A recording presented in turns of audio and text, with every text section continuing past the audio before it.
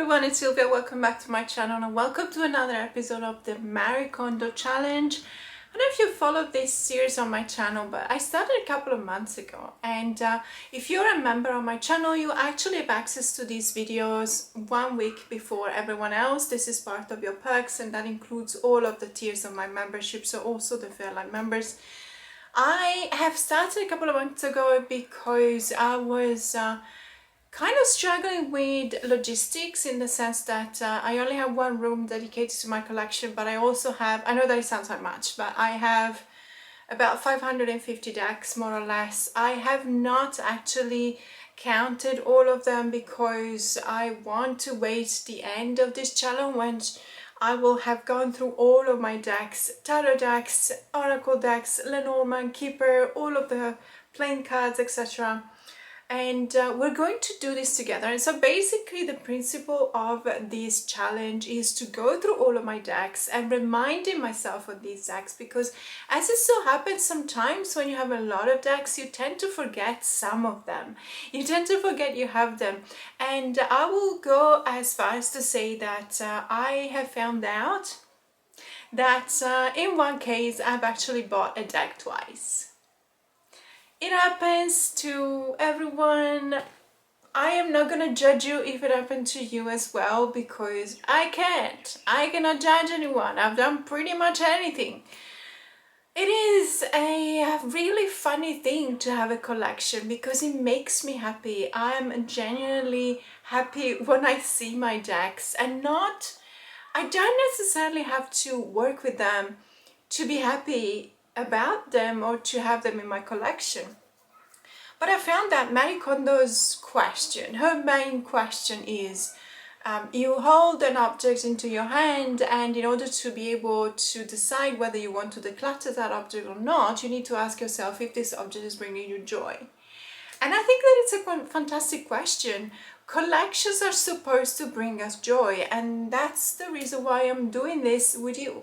So I don't end up rehoming a lot of decks, but if I do, I will actually say that during the video. So if you're a member, you can actually reach out to me 1 week before everyone else, 1 week also before I post all of these decks for sale in many of the Facebook groups I'm a part of. So if there's anything that interests you, whether it's an indie deck or a mass market deck, I do not recommend reaching out for a mass market deck if it's still in print, because chances are that unless you're in Australia, the shipping costs will definitely end up being more than the cost of the deck itself. See, since I have a lot of deck, as I said, I will try and be quick today, because I noticed that I'm actually lagging a bit behind on these videos, and so we're gonna go through all of my Lo Scarabeo tarot decks, which is a few. Let's start. So we actually started last time with the Yasin Yusulev Lo Scarabeo tarot, which only has the major arcanas, but we're now proceeding into this part of the shelves. So we've got here one of my favorite decks of all time. This is the Tarot Z by Alejandro Colucci. This is the special edition. And it's like this. It's the only thing that is special is the box, because I also owned the normal edition, let's say, and I checked them together and the cards are exactly the same. I really don't see any other difference. It's just the box. It is a cute box. It's a very quirky box, you know, don't open tarot inside as opposed to zombie inside, obviously. You guys know why I love this deck so much, because every time I talk about it, I describe the way in which it makes me feel. So I'm not going to show all of the decks. I have been showing this deck many times, but just for your reference is this one here. So you probably remember it. Yes, it does talk about zombies. And it is a super duper glossy cardstock, so it is catching the light, so I'm just gonna go ahead with other decks. The reason why I like it so much is because it does have this sense of melancholy that I do find very relatable to, and also it reminds me a lot of one of my favorite books of all times, which is The Passage by Justin Cronin. Very sad but also interesting book, very engaging, absolutely loved it. The concept of the one person that still remembers the identity of all of these zombies half dead. I used to be human, and that's the one thing that they want to know after the transition. They want to know who they were, they want to know their name.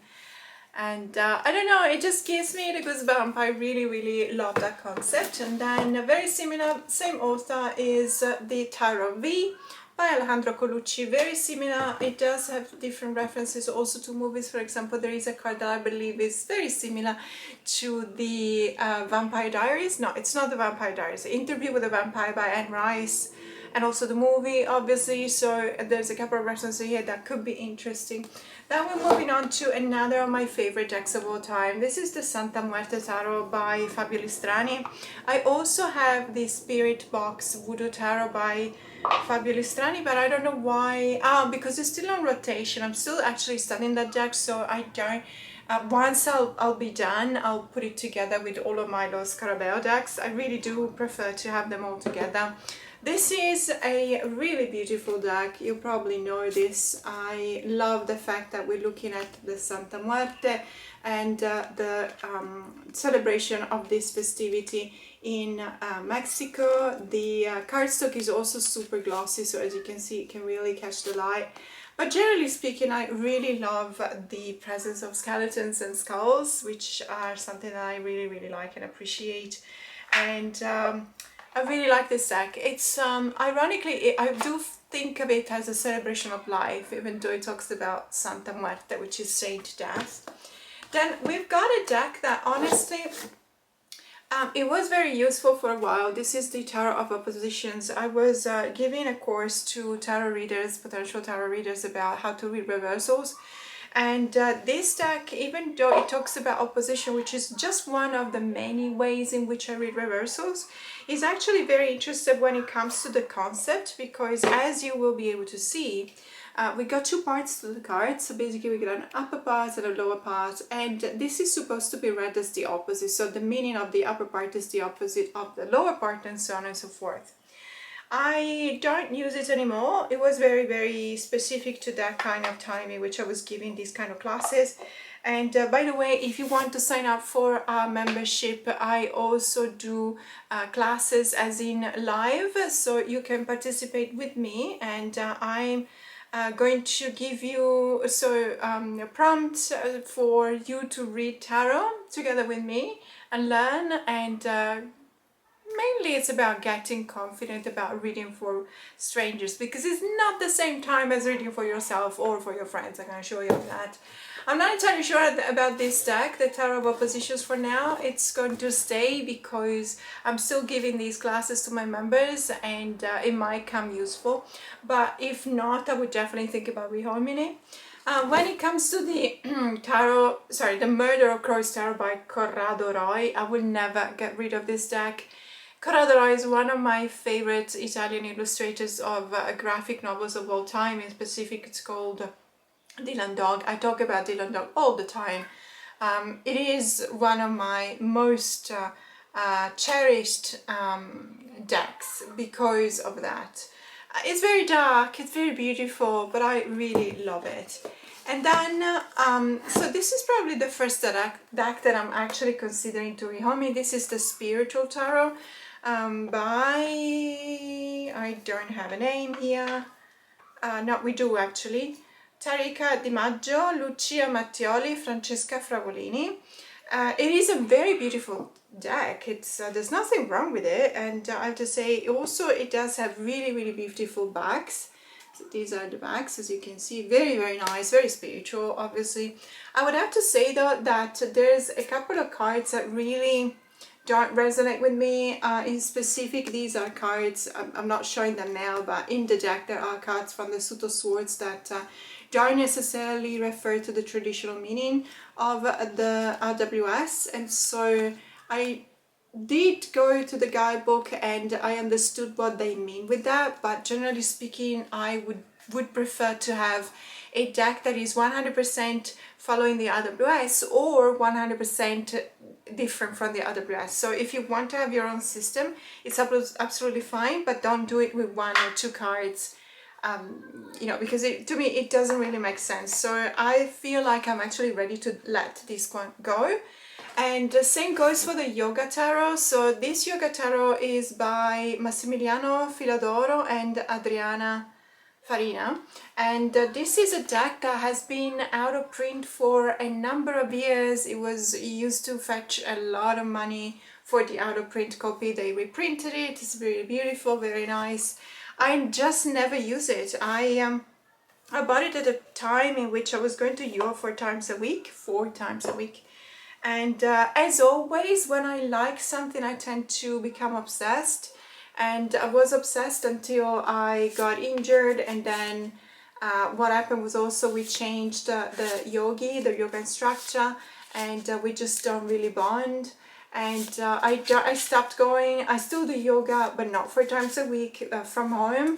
I have been doing yoga for probably 20 years, so I know, at least I know the sun salutation probably, and the Tadasana, a couple of poses, so I'm okay with doing it at home. And I think that this deck has been there for me when I needed it, and now it's probably meant to go to someone who needs it more than I do and who's going to use it. So this is going to be rehomed most likely. Then we got the Ferenc Pinter Tarot. I love this deck. The Ferenc Pinter is a painter, European painter, so it comes, his family's origin are mixed from Hungary and also from Italy, from the northern part of Italy. It is quite famous in Italy. It is a very recognizable kind of style, so obviously if you know of his paintings, you will definitely recognize his style on these cards. I really love it. I love the backs as well, by the way, really beautiful. But honestly, I really enjoy this deck. I think that it's a fantastic deck. It pairs really well, for example, with the Compendium of Witches, which is also by Oscar Abel, which I would have never thought it would, but it actually does. The colors are fantastic. I really enjoy using this deck, so it's going absolutely nowhere because I really like it. And then we're moving on, so I'm just gonna put it back here. So we made some room here. Then we've got the Symbolic Soul Tarot by Elisa Seitzinger. This one, Elisa is the same author as the Tarot de l'Étoile Cachée, I think it's called. It is a very quirky deck. There's some really quirky images. And I actually featured this deck in one of my videos where I was explaining what a tarot Easter egg is, when the creator is actually adding something very specific to their own creation. And there's so many Easter eggs in here, and they're actually on the guidebook. So if you look at the guidebook at the end of each of the languages section, you will actually see the explanation for all of the cards that have Easter eggs. And I highly recommend it. It's a very excellent production when it comes to the value as well, because it does have gold foil on the cards. So I actually really enjoy this deck. Very safe in my collection as well. Then we got the Supernova Tarot, which is very beautiful, very fashionable. I actually gave it an award for the most fabulous deck because I strongly believe that it is a really beautiful deck. It is one of those decks that it feels like it's very tied to a period of time, and to me this is a fashion deck. The fashion of the characters, the way in which they're dressed, the fact that they are wearing platform shoes from the 70s, for example, makes it very quirky, but at the same time also very distinguished and very unique. And I don't think, and with the exception of another deck that I have, which is even more fabulous than this one, I don't honestly think that I have another deck that occupies the same space. And so that is one of the other reasons why I would definitely keep a deck, you know, when it's unique in my collection, not just a unique deck per se, but when it's a unique deck in my collection, then it's going nowhere. Then we're talking about the Yokai Tarot, which is the latest edition by Los Carabeo. I have a number of tarot and oracle decks based on the Japanese supernatural beings called yokai. I absolutely love Japanese lore. It's something that I've been fascinated with ever since I was a little girl, and I've been studying that. And my dad was mostly into Chinese lore, but you know, many of these yokais actually come from Japanese culture, from Chinese culture. And so, do I like this? It's probably not my favorite yokai. I actually did post a video in which I was comparing my 3 main yokai decks and I was ranking them, and this is probably not my favorite. I don't think it's the least of my favorites, but it's still, I think that they could have done an even better job than they did. I think that it's really beautiful, well done. The cardstock is very good. It's very cardboardy, which is the one I like, but very sturdy at the same time. And obviously, one of the reasons why I actually didn't think that this one was going to be the top one is because the associations between the yokai, the specific yokai, and the card it's been used for, they don't necessarily make sense to me. And even though you do find some type of information on the book, on the guidebook, it is just not enough to make it resonate with me. And it's a bit of a pity because it was actually a rather expensive deck. I bought it from La Scarabeo, so I had to pay something like $50 just for shipping expenses because it comes from Italy, but I really wanted to have it, you know, more before others, and that's what I did. And then we got one of my favorite tarot decks of 2024. A huge discovery, wonderful surprise, absolutely love this deck. This is my storytelling deck. I talk about this deck all the time, so I'm not going to show it to you today because I know that you just go back 1 or 2 videos and you will still see this deck. In particular because lately I've actually found a fantastic oracle deck to pair up with this one, and it works wonders. It is the Underdog Tarot. It's the story of Anima. She is visually impaired. She cannot see, and we need to see for her. And so she goes into this adventure and we help her out by understanding what she's going through. And at the end, she recuperates the eyesight, and it's a fantastic deck. Really love this storytelling kind of deck. And now we're moving on to much older decks, I have to say, although not all of them. So this is the Milo Manara Tarot, very old one from the 90s. I know that it's still in print, so you probably are more familiar with recent editions of this deck, I would say. I'm not going to show it because it is R-rated. There are practically 99% of the cards. I could not show them to you anyway. But if you don't know this deck, if you're not opposed to a little bit of erotica, for example, this is actually a very interesting deck. And Milo Manara is a fantastic illustrator, an Italian illustrator. Then we're moving on to a deck that is actually a really generous gift from one of my subscribers. This is the Crystal Tarot, an older edition of this.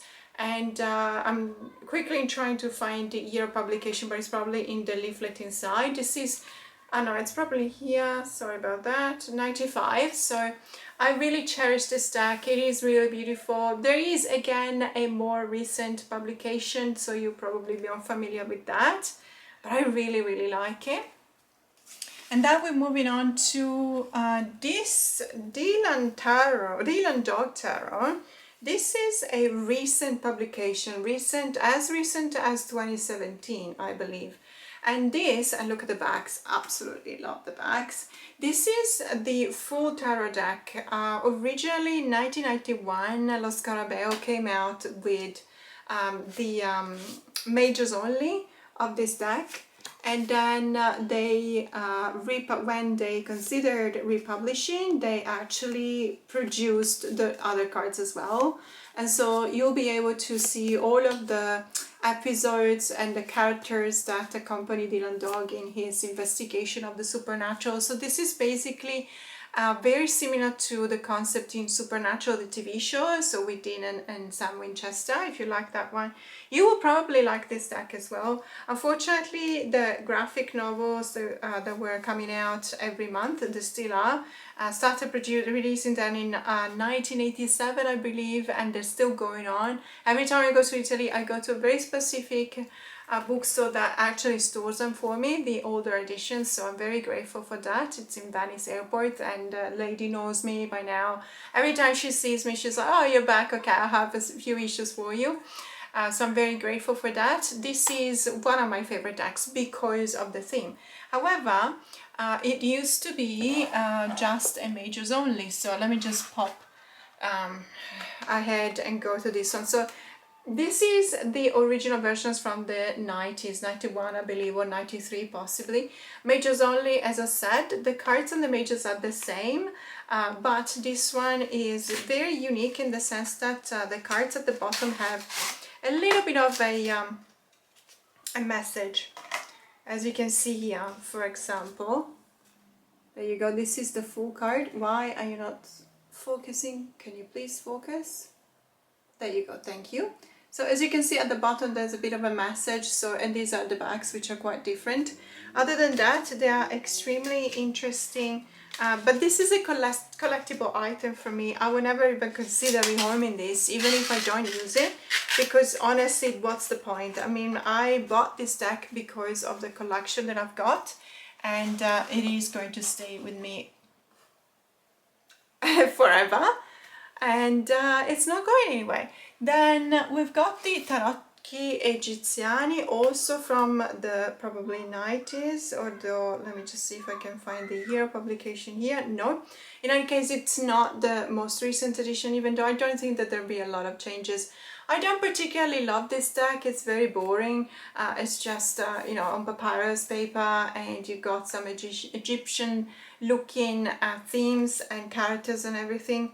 Not particularly esoteric, which I thought originally. It's actually not. But I do keep it because now it's actually becoming a bit of a collectible item as well because of the year publication. Now we're moving on to the Fairy Lights Tarot, and this one is absolutely gorgeous, by Lucia Mattioli. Lucia Mattioli is also the one that made, I believe, either the spiritual, yes, the spiritual tarot, which we were talking about earlier, which I'm going to rehome. I'm not going to rehome this one. I don't really use it, I have to say. The reason why I'm definitely not going to rehome it is because I spent a lot of time modifying this deck. As you can see, it's tiny. The original version had the white borders with the 4 languages around the corners. And what I had to do, I trimmed the borders off, and then I added the card, so I would be able to actually read with this deck, because otherwise it would be impossible. But this is a really beautiful deck. When it comes to the aesthetics, the images are just absolutely stunning, and I really love them. And it's also because I know that if anyone wanted to buy this deck, they will have problems in reading with this because of that, because I chopped off basically the titles as well and the numbers, and it's actually quite small now. But I'm very happy that I've got it. I really love the aesthetics. As I said, the color palette is amazing. The 3 of Wands is probably one of my favorite 3 of Wands. And then we're moving on to a couple of decks here that are very similar one to the other. So we got the Tarocchi del Bestiario from Martin Mister, and this is based on another graphic novel from the 90s. I still think it's in print. Sorry, there's my cat Missy. I don't know if you can hear her, but she probably wants to be fed. Let's see if she's start crying. I will have to go feed her. But for now, we're going on. Do you want to keep me company? Do you want to come here? No. Okay, so moving on, Diabolique, same thing, graphic novel. These are majors only, decks from the 90s. And then we got another major only collectible item. This is Tarocchi dell'Alba Dorata, the Golden Dawn. And I absolutely love the aesthetics of this deck. I believe that, well, it's out of print, obviously. It has been out of print for a while, which is a pity, obviously, but I'm quite happy that I have it. Then this teeny tiny thing over here is probably one of my favorite ones, because it is by Sergio Toppi. This is Tarocchi Universali, Universal Tarot. This is my 70s deck because it does indeed give me the vibes of you know, those kind of years. I don't really remember the 70s, to be honest with you. But I do look at the photos, and the characters on these cards look very similar to my mom and how she looked like when she was still healthy, let's say. So I really love this deck. Sergio Toppi is also the creator of the Primordial Tarot, which has been recently reprinted by Lo Scarabeo in a full 78 cards deck. So I don't have that one because I'm still keeping my fingers crossed to be able to find the original one. And then we got the Circle of Life Tarot, which is an original from also from the probably the 80s. I'm not entirely sure. This is not This is rather different from the original, the latest edition, which I believe comes in a blue box, if I'm not wrong. This is a round deck. I don't vibe with round deck. It's just so beautiful, but it's so difficult for me because this one, as opposed to the latest editions, does not have the dot at the back of the cards that tells you where the top of the card is. So it is incredibly confusing. It is very difficult to shuffle, but I'm not going to rehome it because, again, this one is a collectible item at this point, and so I definitely want to keep it. Then we've got the Golden Art Nouveau Tarot, which is the special edition as released by Total Tarot Collection magazine, which has been licensed by Los Carabao. This is a special edition because it's slightly larger, as you can see. It's not complete because at a certain point I moved when I was still subscribed to the Total Tarot magazine. I sent them like 5 emails to tell them that I moved and I changed address. No one answered, and so I had to cancel the subscription because I was paying for nothing, basically.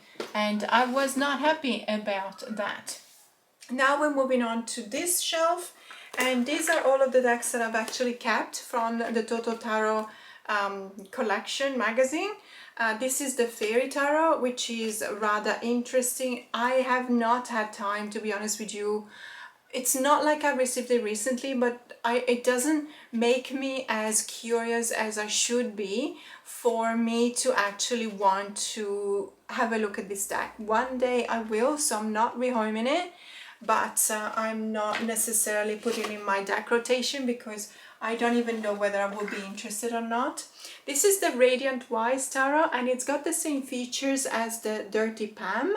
So if you're still looking for a Dirty Pam and you don't want to spend $300 on it, you can actually subscribe to Total Tarot magazine, and with issues 1, 2, 3 and 4 you will get all of the cards. It is very beautiful. It's probably one of my favorite editions of an RWS. The colors are my favorite, the font is my favorite, the backs are my favorite. Really like this deck.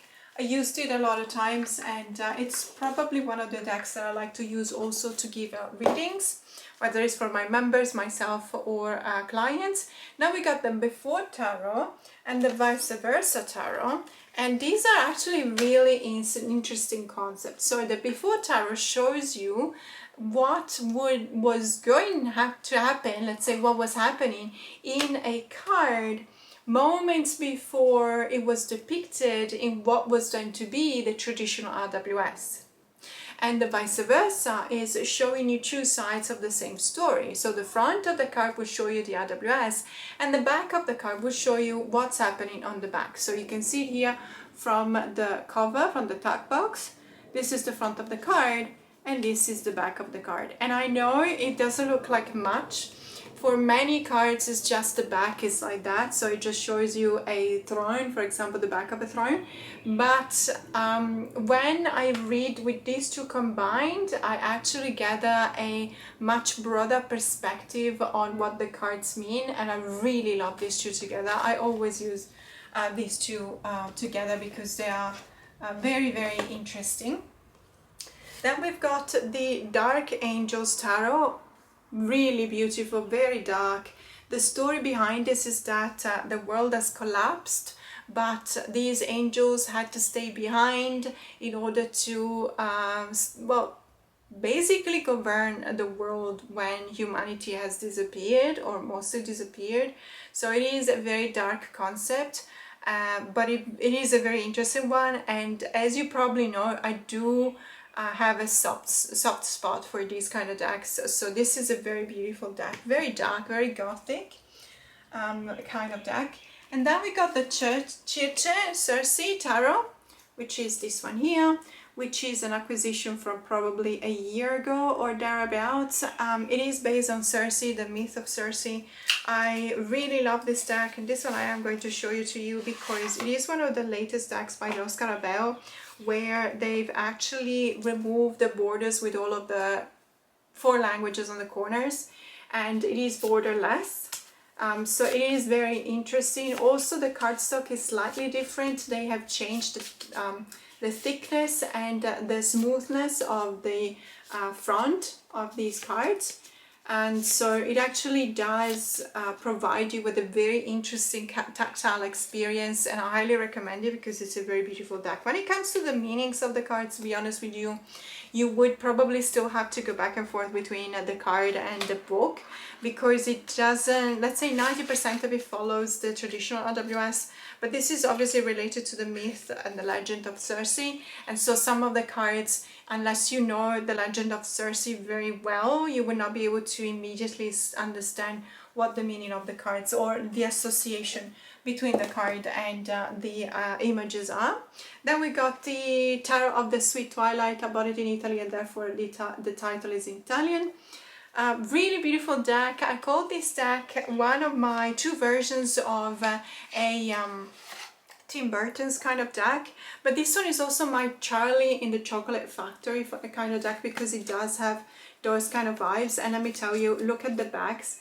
The backs are absolutely fantastic, very surreal kind of feeling, very beautiful color. The skies are green and blue and yellow and pink and red, and the characters are very quirky. I really appreciate this deck. It gives very straightforward readings, and I also appreciate that whilst it's not entirely what I would call an RWS clone, it doesn't deviate so much as to being in need to check out the guidebook. I always do anyway, simply because I want to see what the author had in mind and what they have to say about their creation. But generally speaking, I would say you would be able to read out of the box this deck with no problems at all. Then we're moving on to the Nicoletta Ceccoli Tarot, which is probably one of the creepiest decks that I've got. And you know that I've got some really creepy decks. The reason why I think that this is very creepy is because Nicoletta Ceccoli is actually an artist from San Marino, and she's very well known internationally. I actually saw there was an exhibition in Los Angeles, so she's very well recognized, and you know, and rightly so, because she is fantastic. However, I have to say that she's got two different kinds of production. One is aimed for children, so she would actually make illustration for children's books, but this tarot deck is not for children.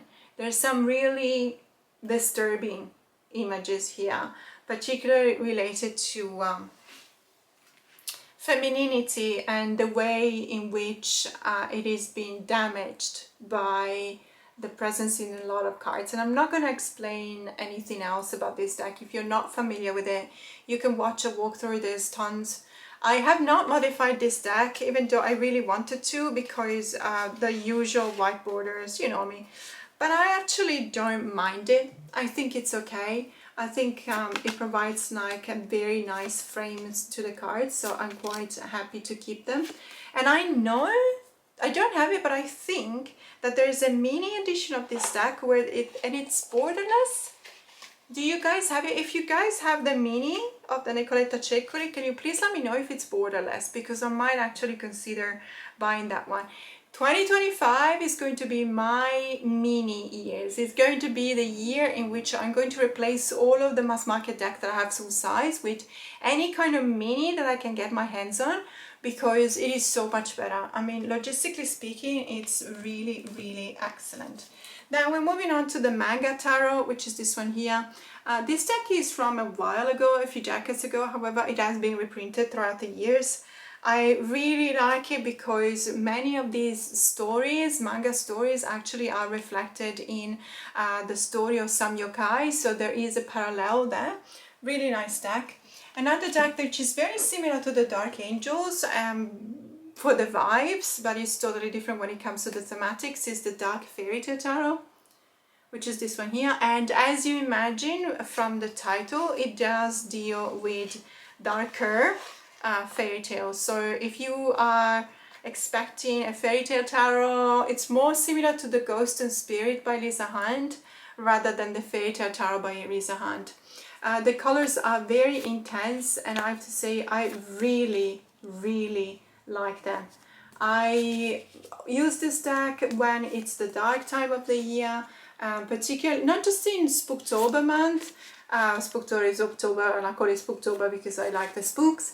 But actually, I use it more in months like November, but in the northern hemisphere, so in the southern hemisphere. So that would be probably July, August for us in Australia, where the vibes require a little bit of darker themes because there's not a lot of light during the day. Obviously, we have much longer nights than we have days.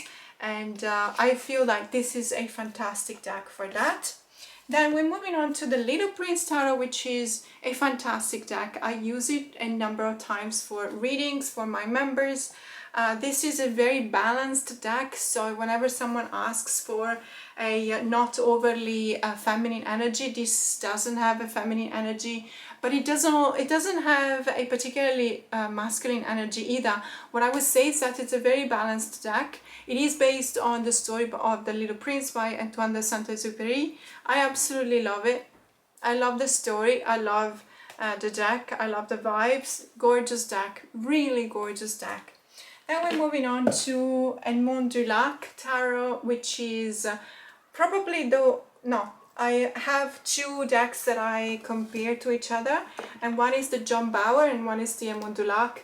These are curated art, and what happens with these is that I love them.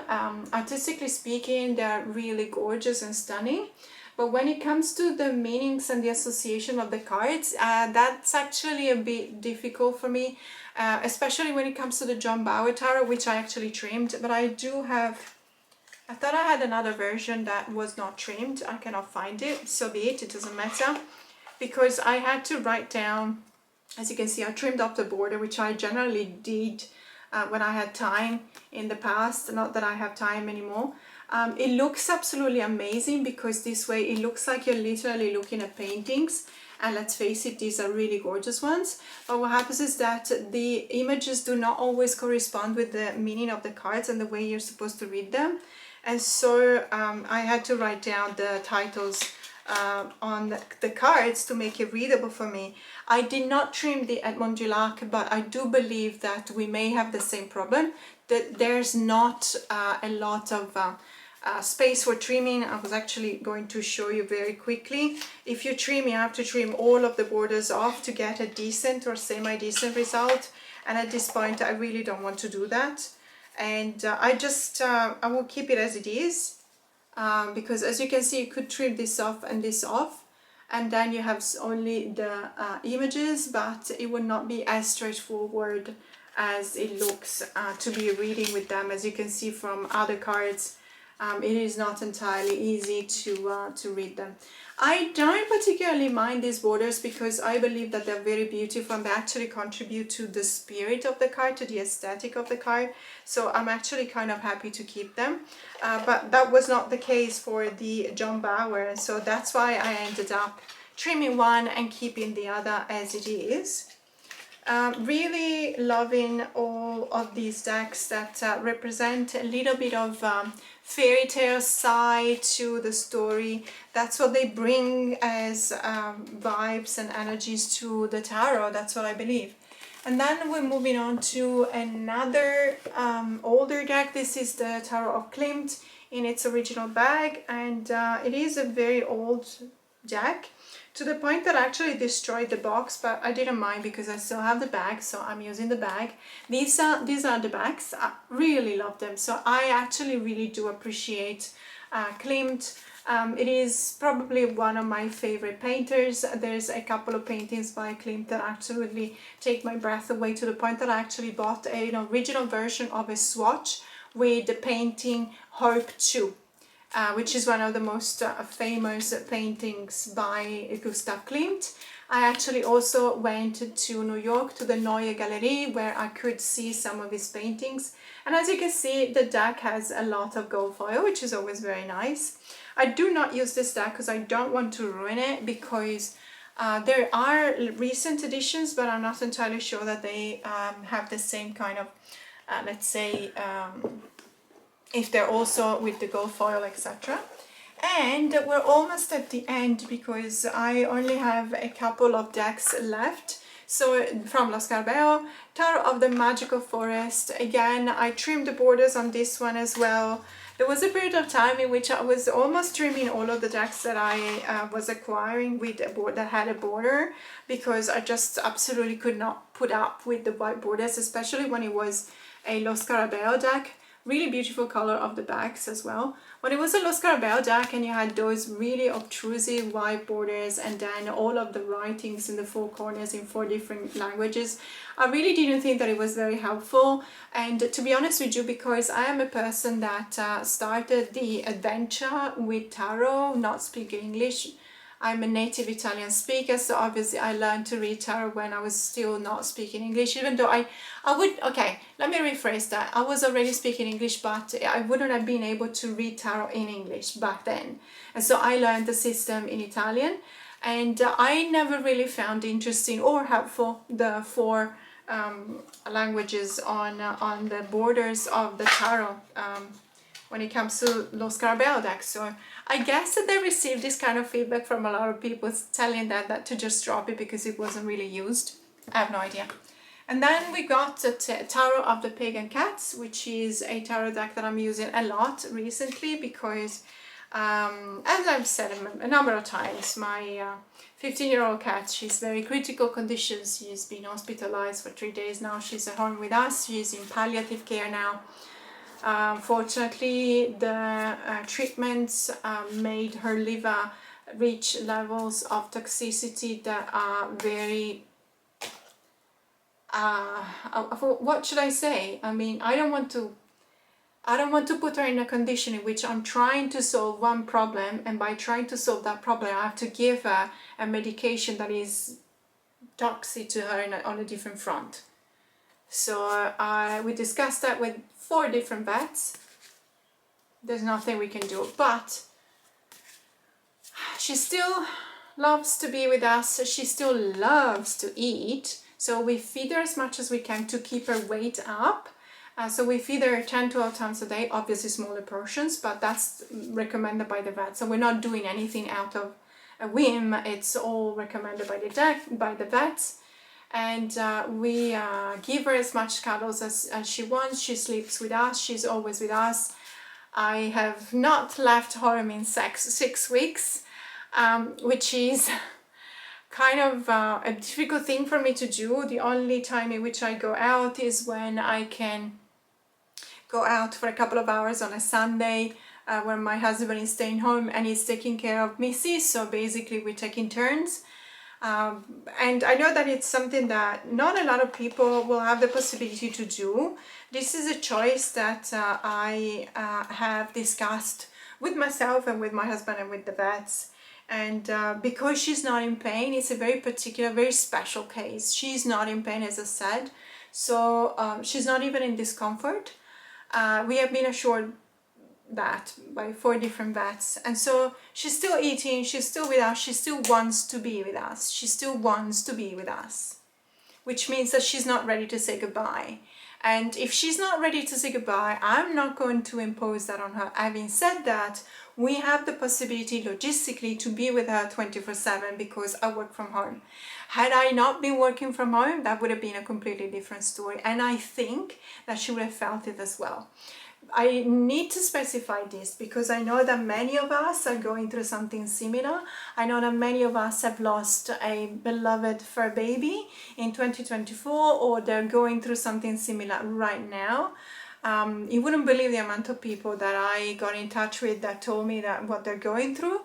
And so I know that each and every story is different depending on the circumstance. And so I don't judge anyone, and please don't judge me. This is our choice. This is, you know, we look at her and we see how much she still wants to be with us. And so this is what we're doing. If she wants to be with us, we want to be with her.